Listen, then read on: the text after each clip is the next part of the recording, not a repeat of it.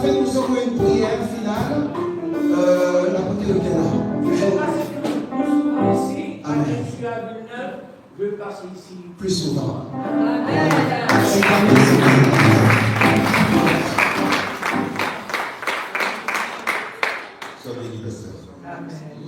Que Dieu vous bénisse. Amen. Que Dieu vous bénisse. Amen.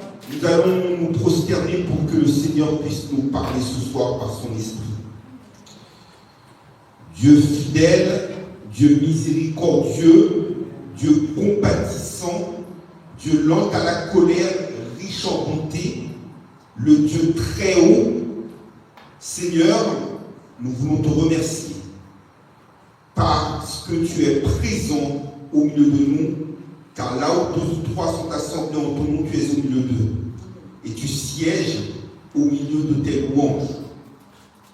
Par ta grâce, nous avons pu t'adorer, te prier, t'apporter, Seigneur, nos offrandes. Et Seigneur, tu as fait de grandes choses pour nous et voici est venu le moment de t'entendre nous parler. Nous ne voulons pas entendre un homme, quel qu'il soit, nous ne voulons pas entendre une quelconque connaissance, érudition, sagesse, éloquence, mais nous voulons t'entendre, toi et toi seul nous parler. C'est pourquoi je te demande, Seigneur, à l'instant même de me faire disparaître, de faire mouvoir mes lèvres et que toi tu parles directement, exclusivement et sans filtre à ton peuple.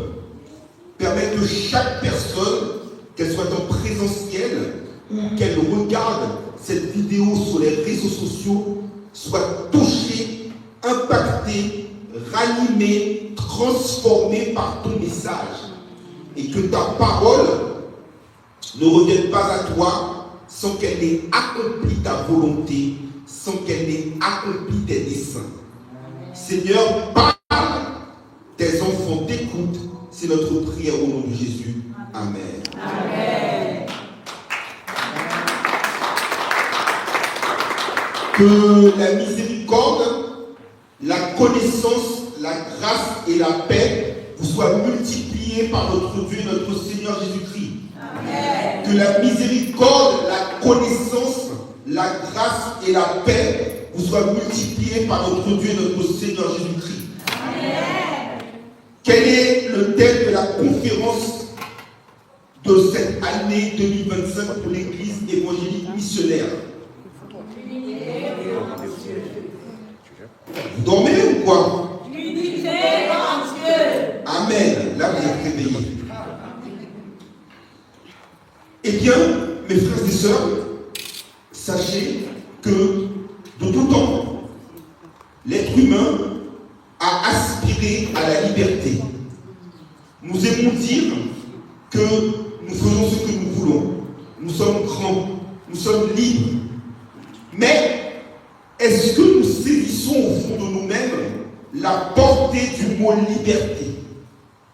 Le mot liberté a pour définition l'absence de déterminisme, l'absence de contraintes extérieures. Et comme le disait saint Thomas d'Aquin au XIIIe siècle, un grand théologien, un grand philosophe, il dit que l'homme est un être créé, un être fini et qui a pour limite la temporalité. Mais bien avant lui, Moïse, dans le psaume 90, avait dit que nos jours sont limités à 70 ans et pour les plus robustes d'entre nous, à 80 ans. C'est dire les contraintes qu'il y a qui pèsent sur nos épaules. Et en fait, je dirais que la véritable contrainte, c'est le temps. Par exemple, depuis le fait qu'il y ait eu la dissolution l'an dernier en France et qu'il y ait une véritable instabilité ministérielle, la plupart des gouvernements ont été formés, mais sont tombés aussi rapidement qu'ils ont été formés. Et le nouveau gouvernement, formé par l'actuel Premier ministre, M. Sébastien Lecornu, demande à avoir du temps. Et le temps, c'est vrai, même nous, dans nos vies quotidiennes, c'est ce qui nous manque. Puisque nous disons souvent que nous n'avons pas le temps. Lorsqu'on nous demande de faire telle ou telle activité, lorsqu'on dit qu'on n'a pas de nouvelles, lorsqu'on dit qu'on ne nous entend pas, nous répondons souvent, nous n'avons pas le temps. Mais en réalité, je dirais que le temps est une question de volonté. Parce que nous avons le temps de manger, nous avons le temps de boire, nous avons le temps de consulter nos téléphones portables. Mais parfois, nous n'avons pas le temps pour les choses essentielles de la vie, parmi lesquelles la plus vitale pour nous, qui est celle de prier. Et Jésus lui-même avait fait ce reproche aux disciples, et ce reproche que nous pouvons prendre pour nous, ce reproche que je peux prendre pour moi, exprimé en Matthieu 26, verset 40, lorsqu'il pria et qu'il reprocha aux disciples de ne pas avoir pu venir avec lui pendant 1 heure. Le temps nécessaire, ils n'ont pas pu le consacrer. Aujourd'hui, nous avons besoin de prendre du temps pour communier avec Dieu. Parce que cela fait partie de notre ADN. Cela fait partie de notre appel. Paul avait dit en 1 Corinthiens 1, verset 9, que Dieu est fidèle, lui qui nous a appelés de la communion avec son Fils, Jésus-Christ notre Seigneur. Jésus lui-même savait prendre du temps. Et il a pris du temps pour être avec le Père, pour communier avec le Père, pour prier le Père. Nous sommes dans un temps où c'est la rapidité, c'est la facilité, c'est l'absence de réflexion. Mais l'unité ne se construit pas d'un claquement de doigts. L'unité ne se construit pas en un clin d'œil. L'unité ne se construit pas en un millième de seconde. L'unité se construit avec le temps. Un homme et une femme, par exemple, ne peuvent faire qu'une seule et même chair que s'ils passent du temps ensemble. Il en est de même entre Christ et l'Église. Christ et l'Église ne peuvent être unis que s'ils passent du temps ensemble. Et nous avons besoin de passer du temps avec Dieu. Et pour ce faire, de prendre l'exemple du Christ. Et c'est ce que nous allons voir à la lecture du verset du soir, tiré, comme vous le savez, de l'évangile de Jean, au chapitre 17, verset 21, lecture pour laquelle je demanderai de vous mettre debout et que je vais faire pour vous à la gloire de Dieu.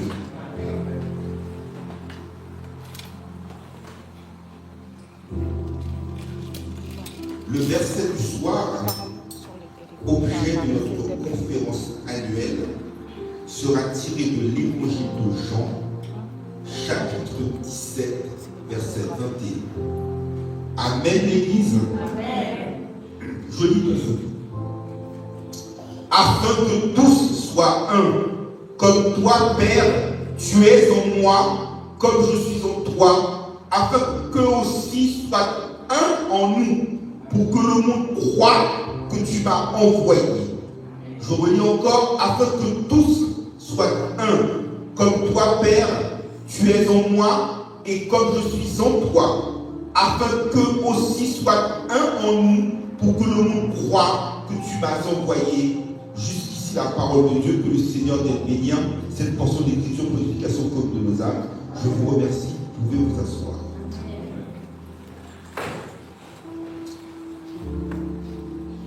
Dans une conférence, il faut savoir prendre le temps. Nous allons prendre le temps de méditer la parole en 3 temps. Tout d'abord, dans une première partie, nous allons voir le contexte. Ensuite, dans une seconde partie, nous allons voir l'unité entre Jésus et le Père. Et en quoi c'est un modèle. Et enfin, nous allons voir les conséquences et débouchés pour nous, les croyants. Le texte du soir est tiré de l'évangile de Jean. Jean était en fin de compte le disciple que Jésus aimait. Le nom Jean en lui-même signifie Dieu fait grâce. Lorsque Jésus a rencontré Jean, Jean était un adolescent. Il avait à peine 17 ans. Mais aux âmes bien nées, la valeur n'attend pas le nombre des années. Et alors que Jean était quelqu'un de turbulent, de dissipé, même quelque peu violent, rencontre avec Christ l'a changé.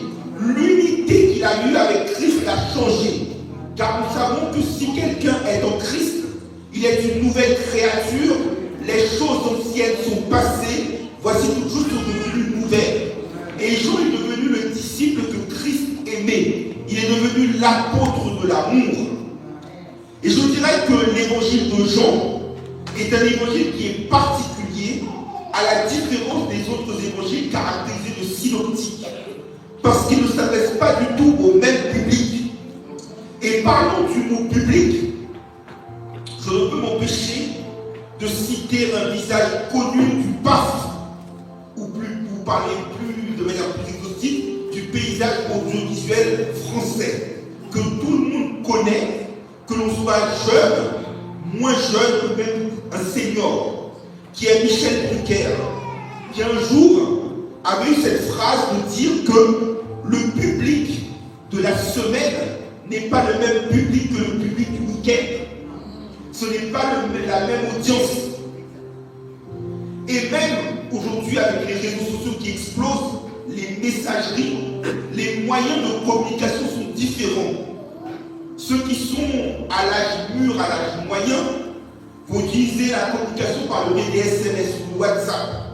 Les jeunes vont se tourner vers Telegram ou même vers Snapchat pour communiquer sur Instagram, sur X, ce qu'on appelait autrefois Twitter, ou encore sur Facebook. Mais chacun de ces réseaux sociaux a son créneau, son public et sa catégorie, en fin de compte, d'adhérents. Et bien, il en est de même pour les 4 évangiles. L'évangile de Matthieu était destiné au peuple juif qui attendait un roi. L'évangile de Marc, quant à lui, était destiné aux Romains, dont la majorité de la population était esclave. L'évangile de Luc, quant à lui, était destiné aux Grecs. Et enfin, l'évangile de Jean est destiné à nous qui sommes l'Église. Et en fin de compte, l'évangile de Jean est l'expression d'un nouvel exode, l'expression d'une nouvelle voie. Et Jean va s'attarder en fin de compte pour montrer ce nouvel exode dans le verset, Jean 1, verset 17, où il est dit que la loi nous avait été donnée par Moïse, mais que la grâce est venue être donnée par Jésus-Christ. Et donc nous ne sommes plus, si j'ose dire, pasteur de Dias, sur le même régime spirituel. Nous sommes sur le régime de la grâce. Et ce nouvel exode est manifesté par Jésus, notamment l'exode quand Moïse avait été envoyé, avait été appelé par Dieu dans le buisson ardent, et qu'il a dit que Dieu, lorsque Moïse a demandé à Dieu qui devait-il dire qu'il était, et bien tu vas dire que celui qui est je suis t'envoie. Et bien là, nous avons un jour je suis, et le je suis répété à 7 reprises dans l'évangile de Jean. Le chiffre 7 vient de l'hébreu Sheva, qui est le chiffre de la plénitude, le chiffre de l'exhaustivité, le chiffre de la perfection. Et cette grâce que Jésus a manifestée, il l'a manifestée dès Jean 6, verset 20, en disant « Ne crains point, c'est moi ». Et vous remarquerez que le « ne crains point » apparaît dans les Écritures à 365 reprises. Ça veut dire que tous les jours de l'année, nous n'avons pas à avoir de crainte. Le véritable chrétien ne peut pas être dans l'agitation. Le chrétien qui est en unité avec son Dieu ne peut pas être dans la panique. Le chrétien qui est en unité avec son Seigneur ne peut pas être dissipé. Il ne peut pas être agité. Il doit être calme. Et en l'occurrence, ce je suis de perfection, ce moi que Jésus manifeste, produit des miracles. Jésus a dit, en Jean 6, verset 37, je suis le pain de vie.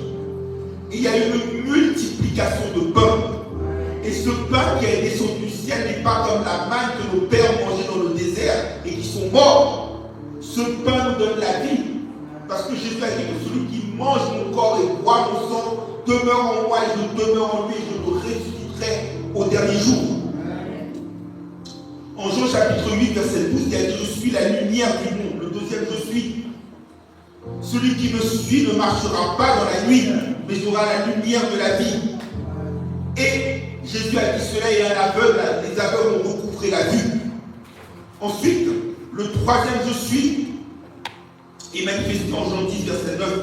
Je suis la porte. Si quelqu'un entre par moi, il sera sauvé. Effectivement, dans ce monde qui est en proie d'être embrasé par le feu, nous avons besoin d'une issue de secours. Et l'issue de secours, ce n'est que Jésus. Ensuite, en Jean 10, verset 10 et 11, il dit, je suis le bon berger et je donne ma vie pour mes brebis pour qu'elles aient la vie en abondance. L'abondance spirituelle, l'abondance de miracles, l'abondance de bénédictions spirituelles que nous avons en Jésus-Christ, avec le statut spirituel qui fait que nous ne nous regardons pas de la même manière, avec les armes spirituelles pour combattre et tenir bon dans le jour mauvais, avec les dons spirituels pour agir pour Dieu, avec le fruit spirituel pour être immunisé contre le péché, avec le vêtement spirituel qui nous permet d'être vêtus du diadème au lieu de la cendre. Donc le chrétien qui est en unité avec Christ doit prendre conscience de toutes ces grâces, de toutes ces perfections, de toutes ces bénédictions, comprendre son statut, comprendre son identité, comprendre ses capacités, comprendre que l'unité avec Christ donne une potentialité extraordinaire. Le chrétien qui est en unité avec Christ ne peut pas se sous-estimer, ne peut pas se rabaisser, mais il doit se glorifier en Christ. À l'instar de l'apôtre Paul qui disait en Galates 6, verset 14 que j'étais crucifié, loin de moi autre chose que de me glorifier dans la croix de Christ, par laquelle le monde est crucifié pour moi comme je le suis pour le monde. Donc prendre conscience de sa valeur. En Jean 11, verset 25, qui est, mes chers frères et sœurs, le cinquième je suis, Jésus a dit, je suis la résurrection et la vie. Et après cela, il a ressuscité Lazare. Et parce que Joseph se souvient en mars 2012, à Colombes, j'avais prêché sur cela. Il dit, ne t'ai-je pas dit que si tu crois, tu verras la gloire de Dieu. Lorsque tu crois, tu es en unité avec Dieu, tu es en unité avec Christ. Et donc tu vois sa gloire. Le sixième je suis, c'est Jean 14, 6. Je suis le chemin, la vérité et la vie. Nul ne vient au Père que par moi. Et nous avions jamais prêché ce message-là également en mai 2013 à Colombes. C'est-à-dire que tu ne peux pas être égaré, tu ne peux pas être perdu. Tu as un GPS. Le GPS qui t'amène toujours à destination. Le GPS qui te fait prendre le meilleur chemin. Le GPS qui te fait prendre le meilleur itinéraire. Le GPS qui te permet d'arriver toujours à bon port. Le GPS qui garde ton départ et ton arrivée. Le GPS qui permet que l'œuvre qui a été commencée en toi sera parfaite pour le jour de Christ. Prendre conscience de cela. Et enfin, le dernier je suis, Jean 15, verset 5. Je suis le cep et nous sommes la vigne. Celui qui demeure en moi porte beaucoup de fruits. Le chrétien doit être un chrétien productif, un chrétien fertile, un chrétien fécond, un chrétien de multitude. Car quand Dieu multiplie envers toi sa grâce, quand Dieu multiplie envers toi sa paix, quand Dieu multiplie envers toi sa miséricorde, il ne te la donne pas chichement. Dieu est le Dieu de la multitude, le Dieu de l'abondance, le Dieu de la multiplication. Satan divise, Satan soustrait, mais Dieu additionne, mais plus qu'additionner, il multiplie. Et donc, cette phase d'unité est un nouvel étage que nous avons pris, un nouveau grade. Comme dans nos vies spirituelles, dans nos vies professionnelles, nous gravissons les échelons. Il faut gravir un échelon supplémentaire. Nous ne pouvons pas avoir des conférences, des conventions, des réveils, des séminaires, des études bibliques et des chrétiens qui stagnent. Amen. Quand on a la vie de Christ en soi, on n'est pas au point mort. Amen. Quand on a la vie de Christ en soi, on enclenche les vitesses les unes après les autres. Quand on a la vie de Christ en de bénédiction. Dieu nous appelle à cela. Mais pour cela, mes frères et sœurs, pour pouvoir démarrer la voiture, il faut avoir la clé. Et la clé, c'est Jésus qui la donne. Et d'ailleurs, Jésus avait dit à l'apôtre Pierre, qui avait été révélé, là encore, quand tu vas être en contact, en unité avec ton Dieu, le moyen de communication, c'est la révélation. Pierre avait été révélé de dire que Jésus est le Fils du Dieu vivant. Et Jésus lui a dit que Pierre, sur ce roc, je bâtirai mon église. Et les portes du séjour des morts ne prévaudront point contre elle. Je te donne les clés symboles de l'autorité du royaume des cieux. Tout ce que tu liras sur la terre sera lié dans les cieux. Tout ce que tu délieras sur la terre sera délié dans les cieux. Mais la clé, je vous disais, c'est la prière. Parce que Jésus nous dit l'apôtre Paul dans 1 Timothée 2, verset 5, il n'y a qu'un médiateur entre Dieu et les hommes. C'est Jésus-Christ, Dieu fait homme. Jésus-Christ est venu en chair. Il a habité parmi nous.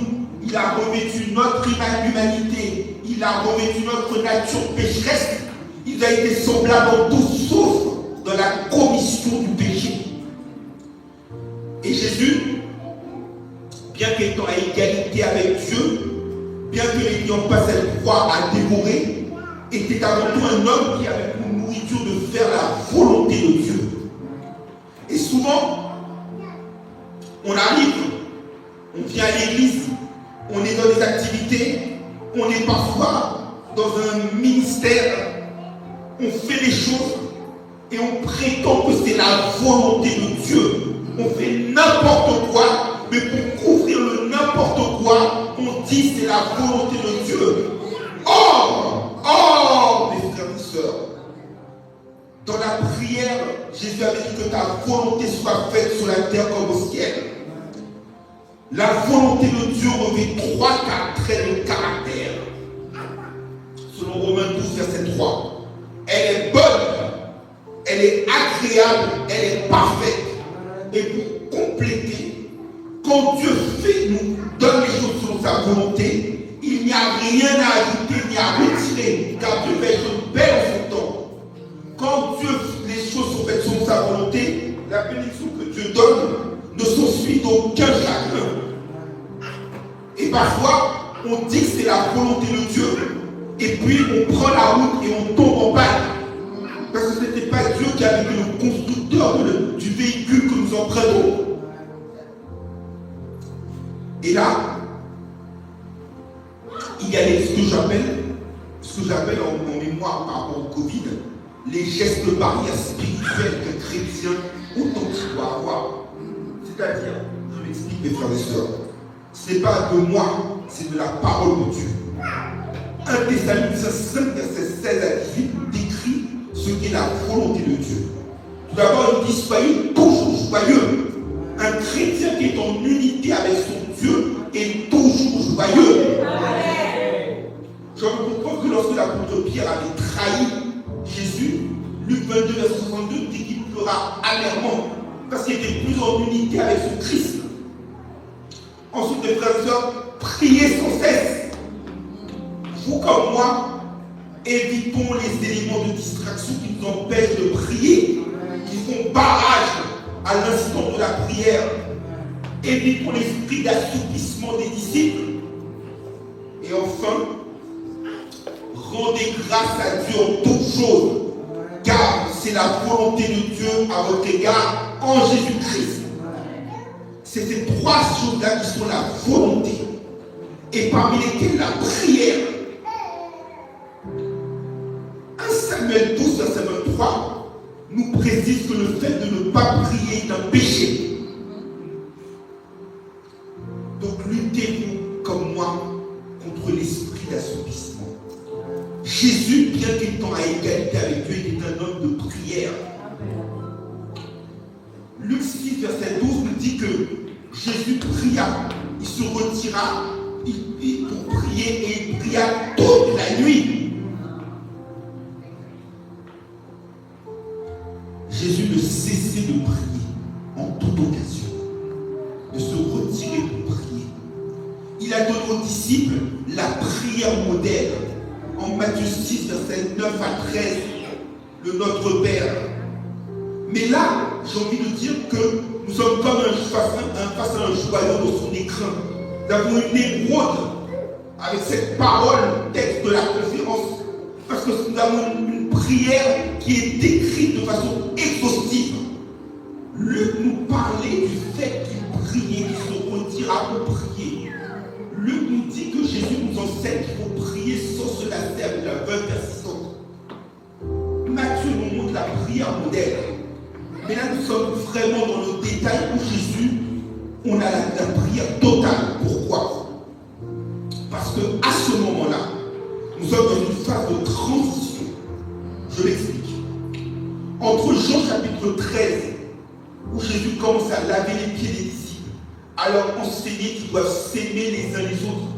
Jean 14, où il annonce son départ. Jean 15, où il passe par une ville. Et Jean 16, où il envoie des messages d'encouragement en disant, notamment Jean 16, 33, je vous ai dit ces choses pour que vous ayez la paix en moi, car vous aurez des tribulations dans le monde, mais prenez courage car j'ai vaincu le monde. Là, en Jean 17, Jésus est dans l'intimité avec son Père. Comme lorsqu'il nous dit, lorsque vous priez, fermez la porte de votre chambre, mais ne priez pas dans les lieux publics pour être vu des hommes, mais prie dans le lieu secret, et ton Père qui te voit dans le secret te le rendra. La prière doit être intime et secrète, mais la bénédiction doit être publique pour que Dieu soit glorifié.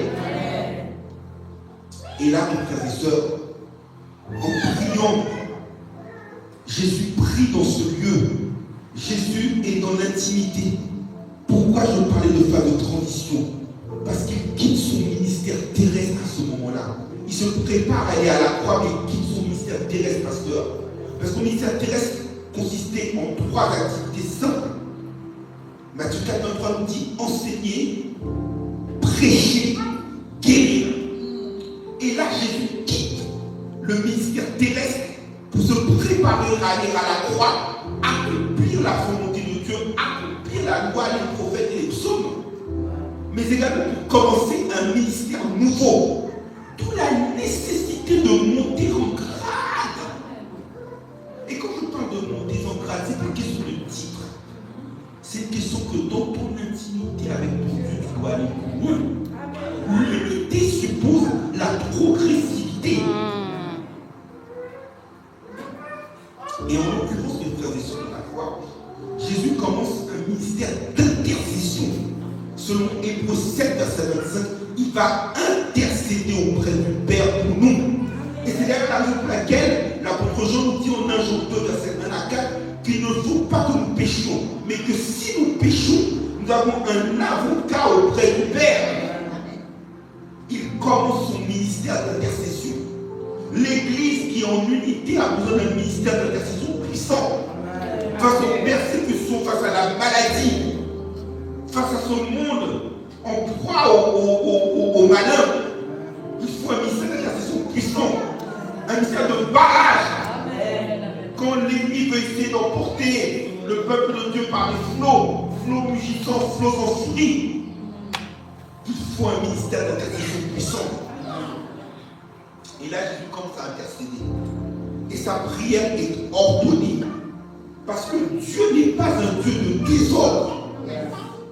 La prière, ce n'est pas la roulette russe. Ce n'est pas si vous permettez cette image, le loto, où on sent les numéros dans tous les sens. Elle est ordonnée. Jésus commence sa prière d'abord pour glorifier le Père et se glorifier en lui. Jean 17, verset 1 à 5. Ensuite, du verset 6 à 19, il va ensuite prier pour les apôtres. Et enfin, du verset 20 à 26, il va prier pour tous les croyants de l'Église du Nouveau Testament, fondés sur le fondement des apôtres et des prophètes, et dont Christ est la pierre angulaire. Mais Christ, dans cette prière, a une colonne vertébrale.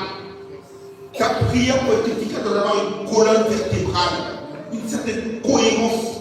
Je ne parle pas de cohérence scientifique, de cohérence philosophique, je parle de cohérence spirituelle. C'était l'unité. Jésus n'a parlé que de l'unité. Verset 11, verset 21, verset 22, verset 23, Christ ne parle que de l'unité. L'unité est le fil conducteur. Et c'est ce qui va faire l'objet de la deuxième partie de notre prédication. Christ prie pour que les dix soient un, comme le Père et lui sont un. Nous allons que le monde croit que c'est lui qui les a envoyés. Alors mes frères et sœurs dans la foi, il y a plusieurs choses à tenir en compte. Et il ne faut pas, dans la lumière de Dieu, que tu sois dans la confusion. L'unité, ce n'est pas l'union. L'unité, ce n'est pas l'uniformité. Je l'explique. L'union, c'est le fait que plusieurs personnes avec des caractères différents vont se rassembler pour un projet déterminé. Par exemple, lorsqu'il y a une grève, vous avez une union syndicale qui décide de déposer un préavis de grève. Ou pour aller à une plus grande échelle, l'Union européenne sur différents pays, avec différentes cultures, avec différentes histoires, qui se coordonnent pour un projet déterminé. En l'occurrence, un projet fédéral européen, un projet politique, un projet économique. L'uniformité, c'est le fait que nous répondons aux mêmes standards. Par exemple, si la chorale vient monter sur cette chaire, la chorale va porter ils vont tous porter une tenue identique. C'est l'uniformité. Vous allez travailler par exemple chez Balou, chez KFC ou même à la SNCF, il y a une tenue qu'il faut porter. C'est l'uniformité. Mais l'unité, c'est le fait qu'on a un ensemble qui est harmonieux. Une harmonie totale. Et le pasteur nous dit en tant que maestro, il n'y a pas de cacophonie, il n'y a pas de fausses notes. Et l'unité ne suppose pas le fait que nous soyons assemblés dans un même lieu. Il faut qu'il y ait une harmonie spirituelle. Ce qui veut dire que, par exemple, nous sommes ici en présentiel, mais une personne qui nous regarde sur YouTube, quel que soit l'endroit dans lequel elle se trouve dans le monde, dès lors qu'elle partage avec nous cette conviction qui est l'harmonie spirituelle, alors nous sommes en unité. Et Jésus a toujours eu l'unité avec le Père. L'unité, c'est un peu l'exemple des trois mousquetaires qui avaient pour devise un pour tous, tous pour un. Eh bien, Jésus était en unité avec le Père dès la création. Parce qu'il dit, faisons l'homme à notre image, selon notre ressemblance. Et sans faire de conjugaison, il utilise la première personne du pluriel. Dieu qui est tout puissant, qui est très haut, peut dire, je fais l'homme à mon image. Mais là il dit, faisons l'homme à notre image, selon notre ressemblance, pour qu'il domine sur les animaux des champs, sur les bétails, sur les aigles, sur les oiseaux. Genèse 1,26. Le Dieu trinitaire, faisons dès là exister.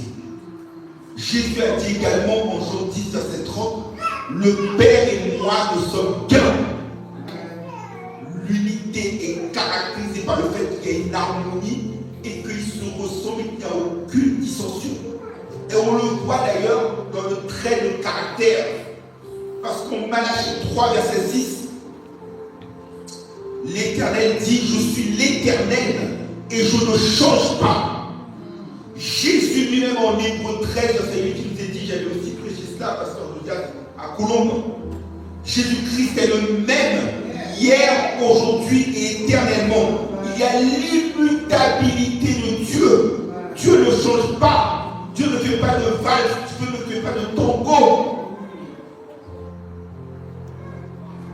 Dieu est unique dans son trait de caractère, dans son comportement. Et vous allez voir que l'unité se décline, si vous me permettez ce verbe, en 5 traits de caractère. Jésus et le Père cherchaient à se glorifier. Au début de sa prière en Jean 17, verset 5, il dit que je me glorifie en toi comme tu te glorifies en moi. Jésus n'avait qu'une nourriture, n'avait qu'une boussole, n'avait qu'une colonne vertébrale, n'avait qu'une obsession, faire la gloire de son Père. Premier trait de caractère. Ensuite, le deuxième trait de caractère, c'est de rechercher à sauver les âmes. Dieu lui-même avait dit en Ézéchiel 18, verset 23, qu'il ne prend point de plaisir dans la mort du méchant. Et en Ézéchiel 33, lorsqu'il dit, en l'occurrence, lorsqu'il dit, il donne à Ézéchiel la mission de sentinelle, l'appel à devenir une sentinelle. Il lui dit, je te donne pour ordre de prophétiser mon peuple. Si tu prophétises au méchant et qu'il se repent de sa voie, tu l'auras suivi, tu te sauveras toi-même. Si il demeure de sa mauvaise voie, il mourra.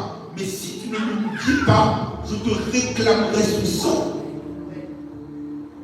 Parce que Dieu ne désire pas la mort du méchant. Et Jésus est pareil, il est en même état d'esprit.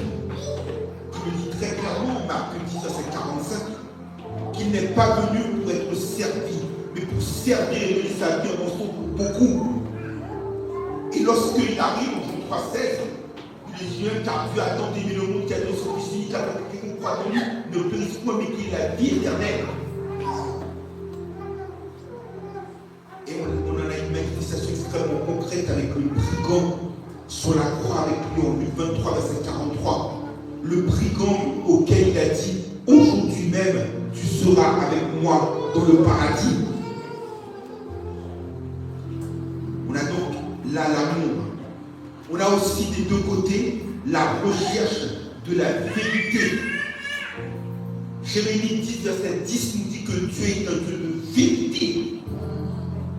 Et pardonnez-moi de me répéter continuellement, pour ceux qui me suivent sur les réseaux, je répète ce verset, pasteur, à quasiment chaque prédication. Et aussi, verset 18 nous dit qu'il est impossible que Dieu mente. Dieu peut tout faire pour nous, peut tout faire dans nos vies, mais il est impossible qu'il mente. Et reprenons ce que je vous disais tout à l'heure, parlons de Jésus.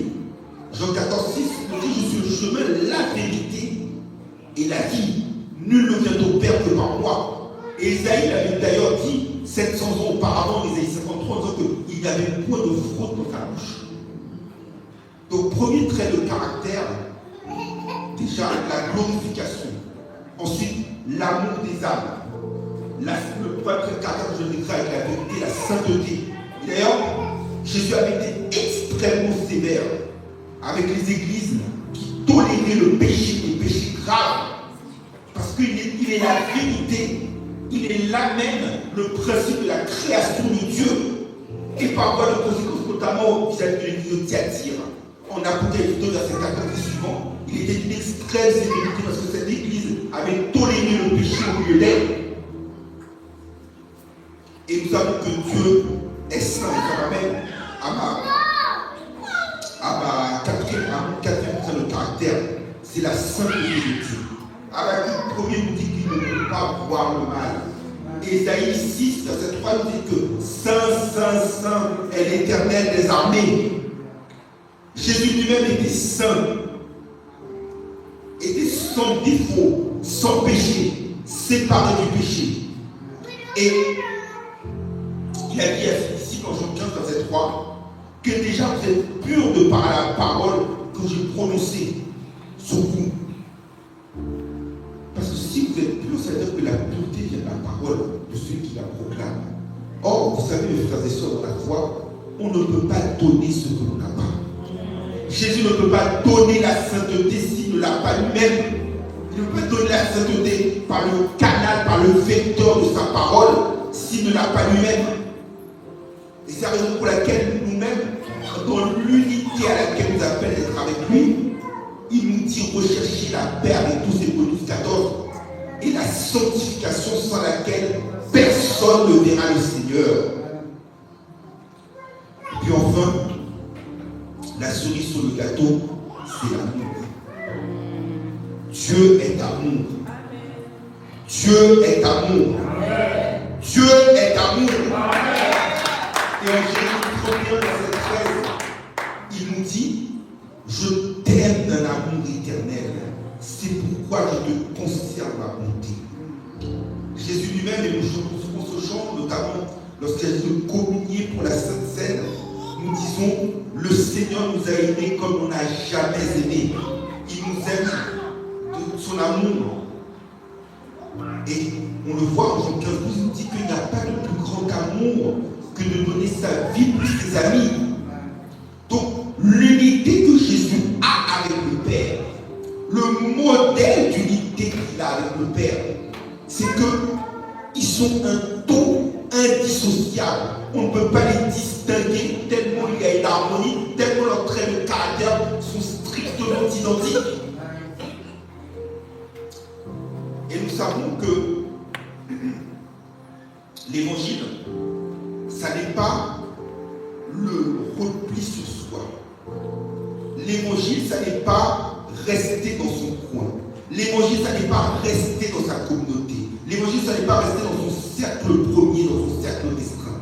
L'évangile, c'est l'ouverture. Et l'ouverture, c'est la propagation, c'est l'effusion, c'est la multiplication. Et cette identité doit être capable de manière bénéfique de se propager vers nous. C'est ce qui a fait l'objet de la troisième et de la partie de notre prédication. Qu'il soit un, comme toi et moi nous sommes un. Il s'agit d'une prière. Et Jacques 5, verset 16, nous dit que la prière fervente du juste est d'une grande efficace. 1 Jean 5, verset 14 et 15 nous dit que si nous demandons à Dieu une chose qui est selon sa volonté, il nous écoute. Et que s'il nous écoute, alors la chose que nous demandons, nous la possédons. Jésus a prié le Père pour que nous soyons unis, nous les croyants futurs. Il y a 2000 ans, il a intercédé auprès du Père pour que nous soyons unis en lui comme lui l'a été avec le Père. Cette prière s'est manifestée dès la Pentecôte, en acte 2, verset 4, avec l'effusion du Saint-Esprit, où des hommes de différentes langues, de différentes coutumes, de différentes nationalités se sont retrouvés au même endroit et ont pu ensemble adorer le Dieu vivant. Et ça me permet d'ouvrir une parenthèse, y compris pour ceux qui nous regardent ou nous regarderont sur les réseaux sociaux. Je disais tout à l'heure que l'évangile, ce n'est pas l'entre-soi. L'évangile, ce n'est pas la communauté. Dieu merci, ce soir, nous sommes rassemblés. Et je souhaite que l'Église, le christianisme, c'est le métissage, c'est le mélange. C'est des hommes de toute langue, de toute race, de toute tribu, de toute nation. Ce n'est pas l'Église sectaire, ce n'est pas l'Église ethnique, ce n'est pas l'Église nationale, ce n'est pas l'Église traditionnelle, ce n'est pas l'Église coutumière. Mais c'est l'Église où tous se rassemblent. Et la prière de Jésus pour l'unité, c'est que l'unité fait que les barrières qu'il y avait au niveau de nos nationalités n'ont plus de poids, de pertinence. Parce qu'il n'y a ni grec, ni juif, ni barbare, ni scythe, ni circoncis, ni incirconcis, ni esclave, ni libre, car Christ est tout et en tous. C'est cela l'unité que doit vivre l'Église. Et l'unité se manifeste notamment en Éphésiens 4, versets 3 et 4. Parce qu'il nous dit qu'il n'y a qu'un seul Seigneur. Il n'y a qu'un seul Seigneur. Et donc, qui est le Christ. Il n'y a qu'un seul baptême. Il n'y a qu'un seul esprit. Et 1 Corinthiens 12, verset 13. Il n'y a qu'une seule foi. L'apôtre, le serviteur Jules, verset 3, qui nous parle de la foi qui a été transmise au sein d'une bonne foi, d'une foi pour toutes. Il n'y a qu'une seule espérance. Oui, une seule espérance. L'espérance qui ne trompe point. Éphésiens 2, 14 et suivant. suivant. Souvenez-vous, dit-on sans Dieu, sans Christ, sans droit de cité en Israël, sans espérance. Il n'y a qu'une seule espérance. Il n'y a qu'un seul Dieu. Tu n'auras pas d'autre Dieu devant ma face.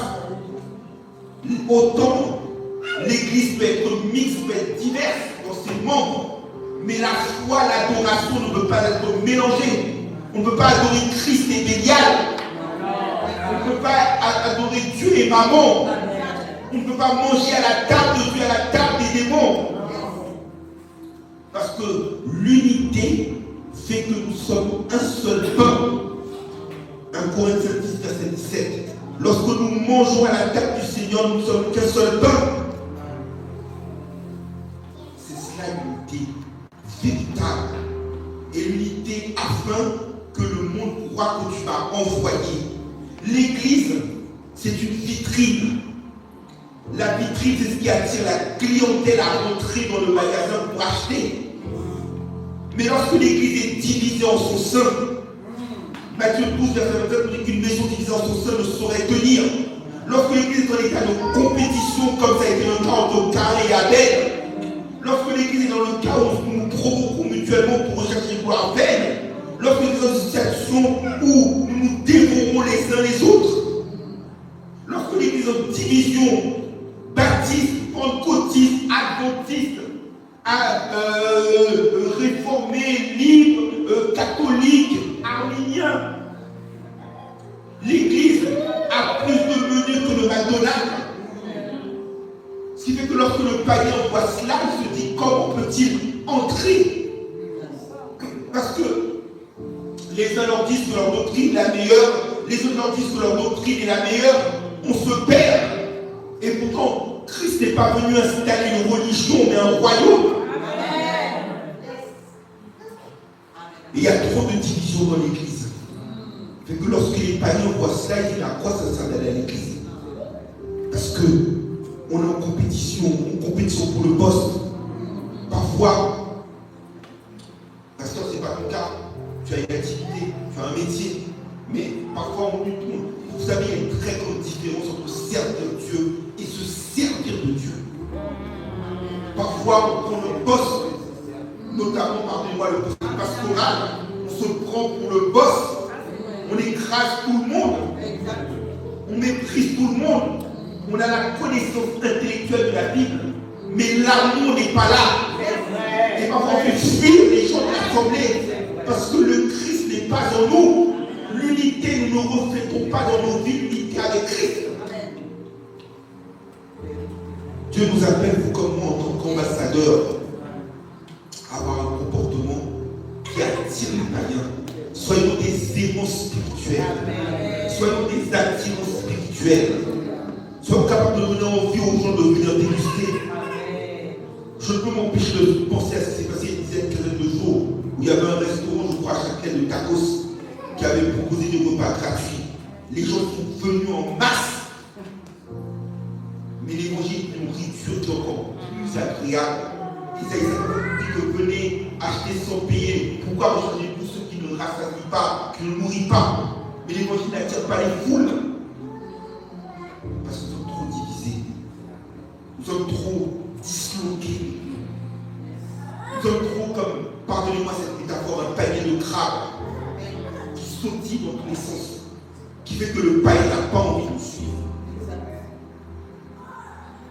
Parce que l'unité, Jésus avait dit en Jean 13, verset 33 et 34, je vous donne un commandement nouveau. Aimez-vous les uns les autres comme je vous ai aimé.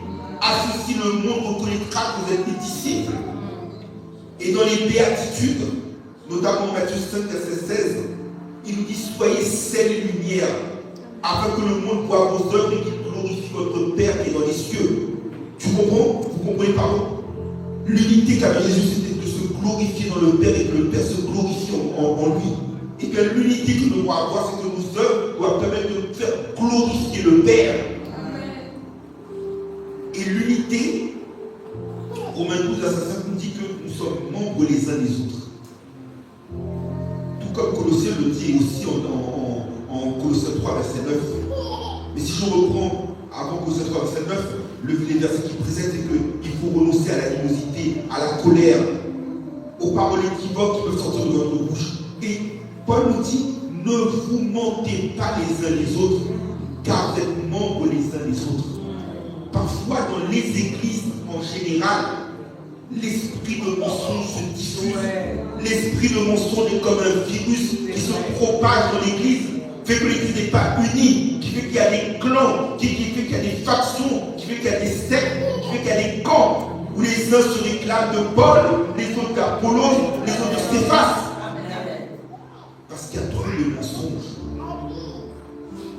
Il y a trop d'animosité. Il y a trop de rivalité. On est même parfois prêt pour pouvoir avoir la première place à écraser son frère, même allant plus loin, à le tuer s'il le faut. Ce n'est pas l'unité selon Christ. Ce n'est pas l'unité selon Dieu. C'est un esprit démoniaque. Et Satan, je le répète, est le père de la division. Et vous remarquerez que lorsque nous lisons, notamment Galates 5, verset 19 à 21, où il nous dit que les œuvres de la chair sont manifestes, et parmi lesquelles il cite les sectes et les divisions, la magie. Il nous dit que ceux qui pratiquent de telles choses, je vous le dis par avance, n'hériteront point du royaume des cieux, du royaume de Dieu. L'unité suppose un amour véritable. L'unité suppose un amour sans hypocrisie. L'unité suppose un respect mutuel.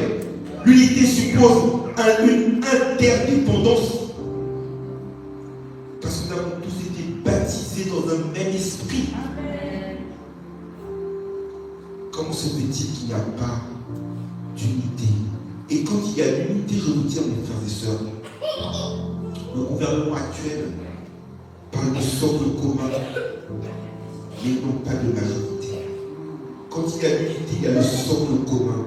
Et quand il y a le socle commun dans l'église, ce n'est pas la majorité, c'est l'unanimité.